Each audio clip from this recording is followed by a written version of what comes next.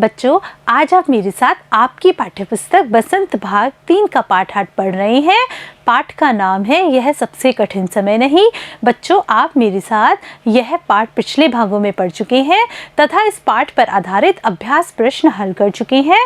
बच्चों, आपके पाठ में ही एक जीवनी प्रस्तुत की गई है और उस जीवनी का नाम है पहाड़ से ऊंचा आदमी, जो कि सुभाष गाताड़े जी के द्वारा लिखी गई है। बच्चों, जीवनी क्या होती है? जीवनी एक किसी भी व्यक्ति के जीवन के बारे में एक कहानी होती है। जीवन का चित्रण होता है इसमें, और जीवनी के माध्यम से हमें कोई ना कोई प्रेरणा दी जाती है। तो बच्चों, आज आप जीवनी पढ़ रहे हैं जो कि सुभाष गाताड़े जी ने लिखी है और हमारी जीवनी का नाम है पहाड़ से ऊंचा आदमी। बच्चों, जीवनी किसी व्यक्ति के बारे में ही लिखी जाती है, तो आज आप जो यह जीवनी पढ़ने वाले हैं वह एक ऐसे व्यक्ति के बारे में है जिसे कि हम पहाड़ से भी ऊंचा मान सकते हैं। बच्चों, आदमी कब बड़ा होता है? जब उसके पास दृढ़ संकल्प होता है, मजबूत इच्छा शक्ति होती है, तब हम उसे पहाड़ से भी ऊंचा मान सकते हैं। बच्चों, यह जीवनी हम शुरू करें उससे पहले मैं आपको इस जीवनी का एक छोटा सा परिचय देती हूँ कि इस जीवनी में क्या है। बच्चों, पहाड़ से ऊंचा आदमी सुभाष गाताड़े जी के द्वारा लिखित एक ऐसे व्यक्ति के बारे में है जिसने कि अपने दृढ़ निश्चय और कठिन परिश्रम व साहस से पहाड़ का सीना चीरकर 80 किलोमीटर की दूरी को 13 किलोमीटर में बदलकर रख दिया। बच्चों, आप सुन रहे हैं कि 80 किलोमीटर की दूरी को 13 किलोमीटर में बदल दिया। यानी 80 किलोमीटर तक पहुंचने के लिए अगर हम किसी साधन से जाते हैं तो हमें 1 या सवा घंटा लगता है। वहाँ 13 किलोमीटर तो आप 10-15 मिनट में भी पहुंच सकते हैं। तो बच्चों, उस आदमी ने अपने दृढ़ संकल्प और मजबूत इच्छा शक्ति से पहाड़ को ही काट दिया। उस ऐसे महान व्यक्ति का नाम है दशरथ मांझी। हाँ बच्चों, यह जो जीवनी है वह दशरथ मांझी के ऊपर है। उस दशरथ मांझी ने, अकेले व्यक्ति ने अपनी दृढ़ इच्छा शक्ति से एक ऐसा काम कर दिखाया जिसके बारे में कोई भी नहीं सोच सकता था। बच्चों, शुरू करते हैं अब जीवनी। 360 फीट लंबा और 30 फीट चौड़ा पहाड़ काटने के लिए कितना वक्त लग सकता है? निश्चित ही टेक्नोलॉजी के इस युग में इस सवाल का जवाब इस बात पर निर्भर करेगा कि आप पहाड़ का सीना चीरने के लिए किस मशीन का इस्तेमाल कर रहे हैं। लेकिन अगर यह पूछा जाए कि इसी काम को एक ही शख्स को अंजाम देना हो तो कितना वक्त लगेगा? हाँ बच्चों, यह सही बात है। आज हमने बहुत प्रगति कर ली है। हमारे पास आधुनिक बहुत प्रकार के साधन हैं जिनसे कि हम कोई भी बड़े से बड़ा कार्य संपन्न कर सकते हैं। बच्चों, हमारे सामने है 360 फीट लंबा और 30 फीट चौड़ा पहाड़, यानी कि बहुत ही लंबा और बहुत ही चौड़ा पहाड़। बच्चों, अगर हम आज इस टेक्नोलॉजी के युग में, इस संसाधनों के युग में अगर हम किसी से पूछें कि इस पहाड़ का सीना चीरना है कितना समय लगेगा, तो यह भी उसे आकलन करके बताना पड़ेगा। वह भी कैसे आकलन करेगा कोई व्यक्ति कि आप किन साधनों का प्रयोग कर रहे हैं, आपके पास कौन कौन से साधन हैं जिनसे कि आप पहाड़ का सीना चीरेंगे। बच्चों, उस पहाड़ को एक अकेले व्यक्ति ने बिना किसी साधनों के, आधुनिक साधनों के चीर दिया।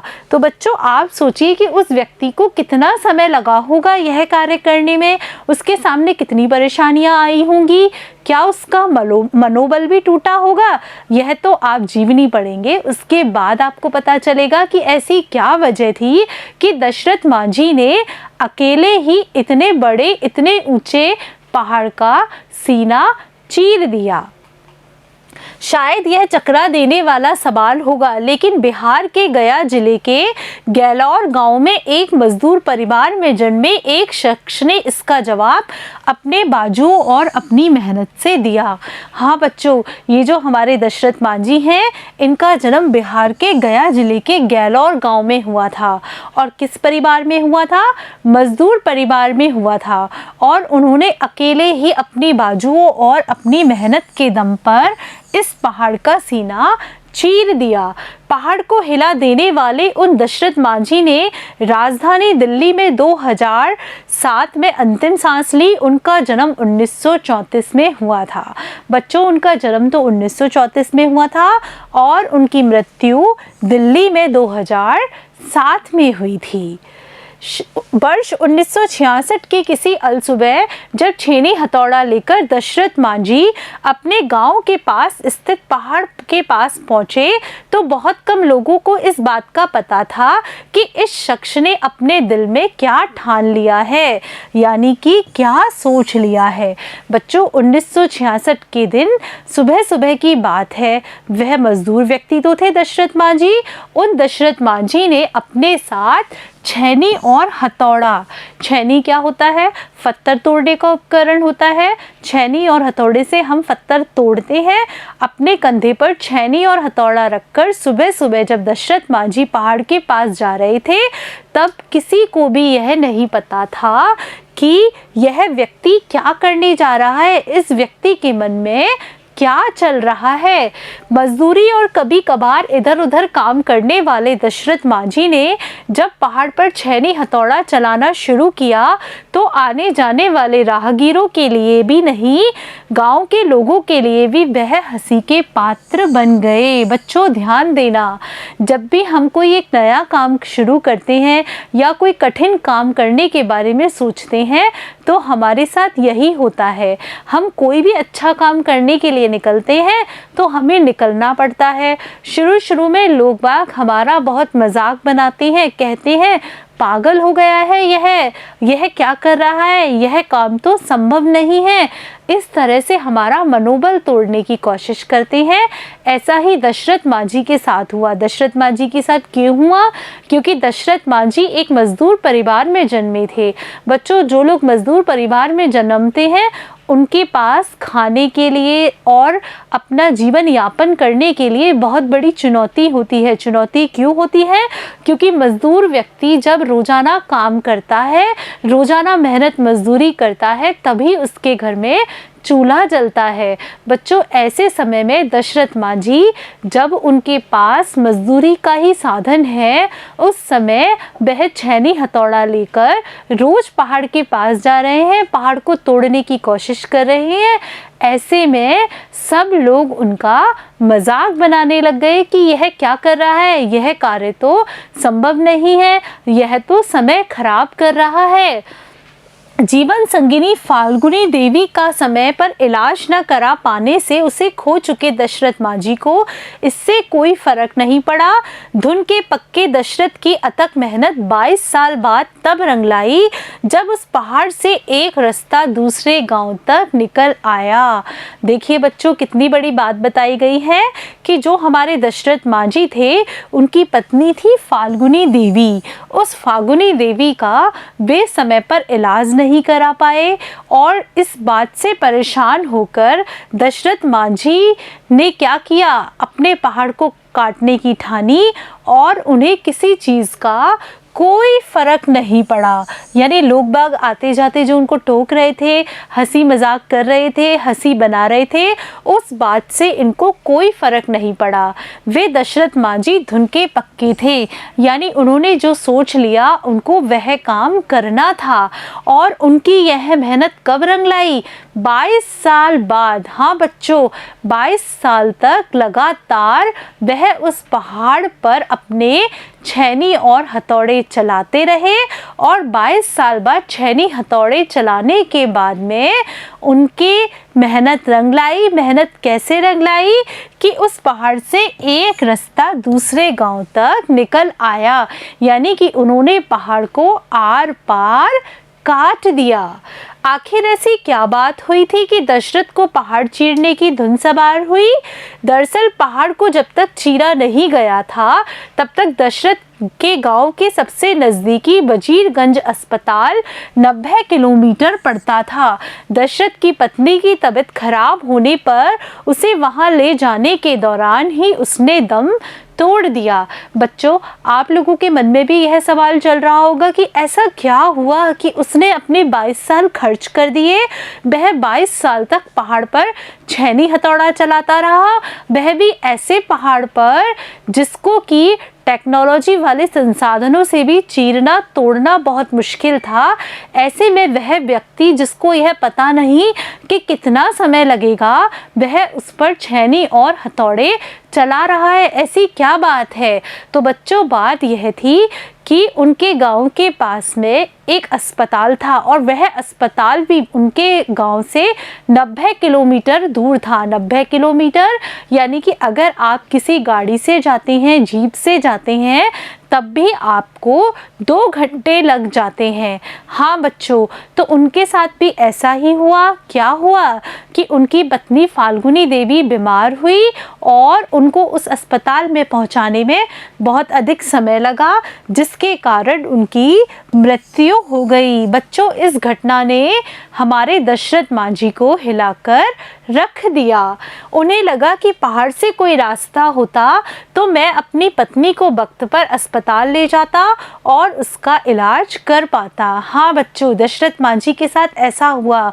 उन्हें लगा कि पहाड़ के दूसरी तरफ ही तो है यह गांव, अगर पहाड़ पे से कोई रास्ता होता और मुझे मेरी पत्नी को अस्पताल पहुंचाने में इतना अधिक समय नहीं लगता, तो आज मेरी पत्नी जिंदा होती। बच्चों, बस यही बात उनके मन में घर कर गई कि जैसे मेरी पत्नी की मृत्यु हुई है, वैसे कोई और व्यक्ति परेशान ना हो और कोई व्यक्ति इलाज समय पर नहीं मिल पाने के कारण मर ना जाए। इसलिए उन्होंने अपने जीवन के 22 साल पहाड़ से रास्ता निकालने में लगाए। सर्वेश्वर दयाल सक्सेना की एक कविता है, दुख तुम्हें क्या तोड़ेगा, तुम दुखों को तोड़ दो, बस अपनी आंखें औरों के सपनों से जोड़ दो। देखिए, सर्वेश्वर दयाल सक्सेना जी जो कि एक कवि हैं, वो क्या बता रहे हैं? वो हमें कह रहे हैं कि अगर आप दुखी होते हैं, अगर आप सोचते हैं कि आपके पास बहुत बड़ा दुख है, तो तुम उस दुख को ही ख़त्म कर दो, उस दुख के कारण को ही ख़त्म कर दो और जो व्यक्ति दूसरे व्यक्ति सपने देख रहे हैं, उनके सपनों से आप अपने आप को जोड़ दो, यानी दूसरे व्यक्तियों के लिए आप काम करिए। देखिए आगे, जिंदगी का 30वां बसंत पार कर चुके दशरथ माँ जी ने शायद शेष गांव के निवासियों के मन में दबी इस छोटी सी हसरत को अपनी ज़िंदगी का मिशन बना डाला।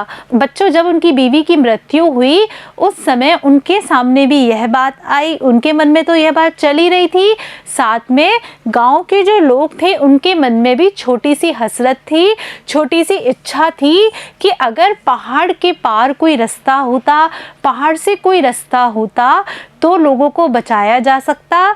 तो हमारे दशरथ माँ जी ने इस बात को अपने अंदर बिठा लिया और अपनी ज़िंदगी का मिशन या ज़िंदगी का ध्येय बना लिया और अपनी पत्नी की असामयिक मौत से उपजे प्रचंड दुख को एक नई संकल्प शक्ति में तब्दील कर दिया। यानी कि बच्चों, वो अपनी पत्नी की मौत से बहुत अधिक आहत हुए, लेकिन आहत होने के बावजूद भी उन्होंने अपने दुख को एक नई संकल्प शक्ति में बदल दिया। पत्नी की मौत हो जाने के बाद अपनी पत्नी की मौत से उबरने के लिए और लोगों को बचाने के लिए एक नया संकल्प लिया। क्या संकल्प लिया? कि पहाड़ से रास्ता बनाने के लिए उन्होंने सोच लिया। 5-6 साल तक दशरथ अकेले ही मेहनत करते रहे। धीरे धीरे और लोग भी जुड़ते गए। वहाँ एक दान पात्र भी रखा गया जिसमें लोग चंदा डाल देते थे। कोई लोग अपने घर से अनाज भी देते थे।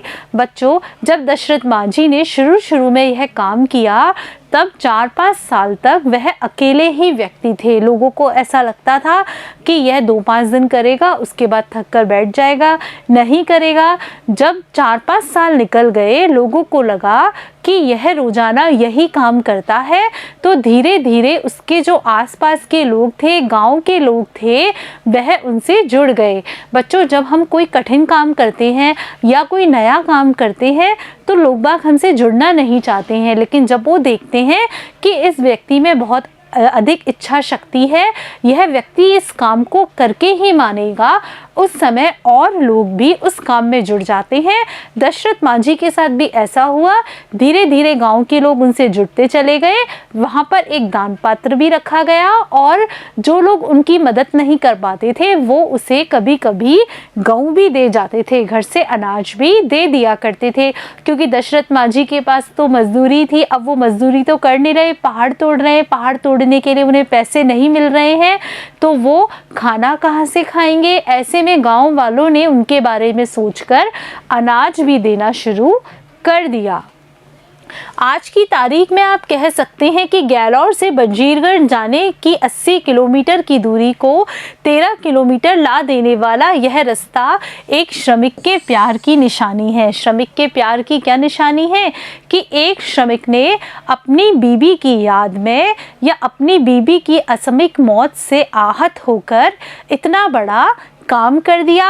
एक अंग्रेज पत्रकार ने लिखा, पुअर मैन्स। जब लोगों को धीरे धीरे पता चला कि बिहार के इस जिले में ऐसा काम हुआ है, एक श्रमिक ने ऐसा काम किया है, तो धीरे धीरे पत्रकार उन्हें देखने आने लगे और अंग्रेजी पत्रकार भी उन्हें देखने आए और उन्होंने उस रास्ते को क्या नाम दिया, poor mains Taj Mahal. Poor mains यानी गरीब व्यक्ति का ताजमहल। बच्चों, ताजमहल आगरा में स्थित है और शाहजहां का मुमताज के प्रति प्रेम की निशानी है। ऐसे ही जो यह रास्ता है वह दशरथ मांझी का अपनी पत्नी फागुनी देवी के प्यार के लिए निशानी है। आगे देखिए, कुछ साल पहले एक पत्रकार उनसे मिलने गया, तब एक फक्कड़ कबीर पंथी की तरह यायावरी कर रहे दशरथ मांझी ने उन्हें अपनी एक प्रिय कहानी सुनाई, जो कि उस चिड़िया के बारे में थी जिसका घोंसला समुद्र बहाकर ले गया था। कहानी उस चिड़िया की प्रचंड जिजीविषा और संकल्प को बयां कर रही थी, जिसके तहत समुद्र द्वारा घोंसला न लौटाने पर चिड़िया ने अकेले ही समंदर को सुखा देने का दृढ़ संकल्प किया। बच्चों, एक बार पत्रकार उनसे मिलने गए, तब पत्रकार ने उनसे अपने जीवन के बारे में पूछा, तो उन्होंने अपने जीवन की सबसे अच्छी कहानी जो उन्हें बहुत प्रभावित करती थी, चिड़िया के बारे में बताई कि चिड़िया जैसा एक छोटा प्राणी भी अपनी अदम्य जिजीविषा और संकल्प शक्ति के आगे समुद्र को सुखाने का दम रखता है। बच्चों, उस कहानी के बारे में बताया। शुरुआत में उसे पागल करार देने वाली बाकी चिड़िया भी उसके साथ जुड़ गई। यानी जब उसने शुरू में अकेले ही समुद्र से पानी अपनी चोंच से भरकर उड़ना शुरू किया, तो जो उसकी साथी चिड़िया थी वह उसे शुरू में पागल कहती थी। बाद में रोजाना उसे यह करते हुए देखकर उसे पागल कहने वाली चिड़ियाएं भी उसके साथ जुड़ गई। फिर विष्णु का वाहन गरुड़ भी इन कोशिशों का हिस्सा बन गया। फिर बीच बचाव करने के लिए खुद विष्णु को भी आना पड़ा, जिन्होंने समुद्र को धमकाया कि अगर उसने चिड़िया का घोंसला नहीं लौटाया तो पल भर में सुखा दिया जाएगा। तब पत्रकार ने जब उनसे पूछा कि कहानी की चिड़िया क्या आप ही हैं, इसके जवाब में आंखों में शरारत भरी मुस्कान लिए दशरथ मांझी ने बात टाल दी। यानी दशरथ मांझी अपने मुंह से अपनी बड़ाई नहीं करना चाहते थे। पिछले कुछ सालों से दशरथ मांझी कबीर पंथी साधु बन गए थे और यायावर बने हुए थे, लेकिन कबीर का उनका स्वीकार महज ऊपरी नहीं था। यानी कबीर दास जी को उन्होंने अपना गुरु मान लिया था, कबीर के मत का वो पालन करते थे, लेकिन उनका जो यह व्यवहार था वह ऊपरी नहीं था, वह मन से जुड़ा हुआ था। कैसे मन से जुड़ा हुआ था कि कबीर दास जी की जितनी अच्छी अच्छी बातें थी कि वे किसी प्रकार के पाखंड, आडंबर और जो बुराइयां होती हैं, अंधविश्वास होते हैं, उनमें विश्वास नहीं करते थे। ऐसे ही हमारे जो दशरथ मांझी हैं वे भी कबीर दास जी जैसे ही बन गए थे। उनके विचारों में भी कबीर जैसी प्रखरता थी। गरीब और मेहनत कशों का ईश्वर पूजा में उलझे रहना, तमाम अंध श्रद्धालुओं का शिकार होना उन्हें कचोटने लगा था। वे कहते थे कि जिंदगी भर पाखा कशी करते रहे आदमी की मौत के बाद मृत्यु भोज में अच्छे अच्छे पकवान खिलाए जाते हैं, इसके लिए लोग कर्जा क्यों लेते हैं। देखिए कितनी अच्छी बात है बच्चों, हमारे यहाँ एक रिवाज है, एक प्रथा है मृत्यु भोज की। उस मृत्यु भोज में क्या होता है बच्चों, जो मरने वाला व्यक्ति है, मर जाता है, उसके लिए हम 12वें या 13वें के नाम पर बहुत बड़ा भोज के आयोजन करते हैं, अच्छे अच्छे पकवान बनाते हैं, सारी बिरादरी सारे समाज को बुलाते हैं और बहुत अधिक धनराशि लगती है। बच्चों क्या होता है, गरीब व्यक्ति के लिए तो यह सब करना बहुत कठिन है, क्योंकि जो व्यक्ति मर रहा होता है कई बार उसके इलाज कराने के लिए भी पैसे नहीं होते हैं, इलाज के अभाव में वह मर जाता है। लेकिन जो यह मृत्यु भोज है वह व्यक्ति कर्जा लेकर भी, अपनी ज़मीन बेचकर भी उसे करना पड़ता है। तो बच्चों जैसे कबीर इसके खिलाफ थे, ऐसे ही दशरथ माँ जी इस प्रथा के खिलाफ थे। वे ये कहते थे कि सारी जिंदगी तो एक इंसान भूखा रहा, जब वह मर गया तब आप उसके नाम पर कर्जा लेकर ऐसी प्रथा का निर्वाह क्यों करते हो, ऐसा खाना क्यों रखते हो। बच्चों क्या यह सही बात है? मेरे हिसाब से तो यह बात एकदम सही है कि हमें इस तरह की प्रथा का अनुकरण नहीं करना चाहिए। दशरथ माँ जी हमारे बीच नहीं है, लेकिन क्या वे हम उन मिथकीय पात्रों की याद दिलाते प्रतीत नहीं होते, जैसे पात्र हमें पुराण में मिलते हैं, फिर वह चाहे प्रोमेथियस हो या भागीरथ। बच्चों भागीरथ जी के बारे में आप जानते हैं? भागीरथ जी वह व्यक्ति है जिन्होंने गंगा नदी शिव जी की जटाओं के अंदर बंधी हुई थी, उस गंगा माता को वह जमीन पर उतार लाए थे। ऐसी शख्सियतें जो मनुष्य की उद्दाम जिजीविषा को प्रतिबिंबित कर रही होती हैं और अपनी कोशिश से प्रकृति की दानव शक्ति और इंसानियत के दुश्मनों से लड़ रही होती हैं। अपने जीवन का फलसफा बयान करते हुए उन्होंने एक पत्रकार को शायद इसलिए बताया था कि पहाड़ मुझे उतना ऊंचा कभी नहीं लगा जितना लोग बताते हैं, मनुष्य से ज़्यादा ऊंचा कोई नहीं होता। यानी कि जो दशरथ माँ जी है वह यह मानते हैं कि इस दुनिया में अगर सबसे ऊंचा कोई है तो वह मनुष्य है। क्यों है? क्योंकि मनुष्य के पास उद्दाम जिजीविषा है, दृढ़ संकल्प शक्ति है। मनुष्य अगर एक बार कुछ सोच ले तो उसके पास इतना साहस भगवान ने दिया है कि वह उस काम को पूरा कर दे, इसलिए वह व्यक्ति को पहाड़ से भी ऊपर मानता है। बच्चों आज आपने मेरे साथ आपकी पाठ्यपुस्तक बसंत भाग 3 का पाठ 8 पढ़ा और पाठ 8 में दी गई दशरथ माँ जी की जीवनी पढ़ी। बच्चों आपने इस जीवनी से बहुत कुछ सीखा होगा, बहुत कुछ आपने जाना होगा। बच्चों आपको भी इस जीवनी से प्रेरणा लेनी है। क्या प्रेरणा लेनी है? कि हमें किसी भी परिस्थिति में हार नहीं माननी है। अगर हम कोई काम करना चाहते हैं, हमारे मन में कोई भी बात आती है तो हम वह काम करें। शुरू में हमें बहुत सारी परेशानियों का सामना करना पड़ेगा, लोग हमें पागल कहेंगे, लेकिन हमें लगातार उस काम में लगे देखकर धीरे धीरे वो हमारा साथ देना शुरू कर देंगे और एक दिन ऐसा आएगा कि वह कार्य जो हमने सोचा है, हम करना चाहते हैं, वह हम पूर्ण कर लेंगे, उसमें हमको सफलता मिलेगी। धन्यवाद बच्चों।